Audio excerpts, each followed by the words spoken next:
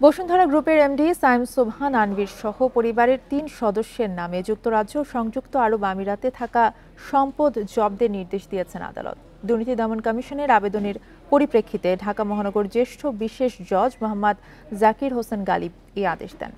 সম্পদ জব্দের আদেশের তালিকায় নাম থাকা অন্যরা হলেন সাইম সোবহান আনভীরের স্ত্রী সাবরিনা সোবহান এবং আনভীরের ভাই সাফওয়ান সোবহান তাজভীর।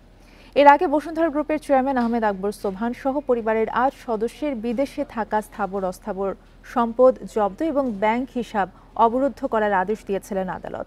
সে সময় আহমেদ আকবর সোবহানের পরিবারের ৮ সদস্যের নামে থাকা সম্পদ জব্দের আদেশে সিঙ্গাপুর, সুইজারল্যান্ড, যুক্তরাজ্য, সংযুক্ত আরব আমিরাত, Slovakia, Cyprus, Saint Kitts and Nevis ও ব্রিটিশ ভার্জিন আইল্যান্ডের সংশ্লিষ্ট সংস্থার কাছে পাঠাতে নির্দেশ দিয়েছিলেন আদালত।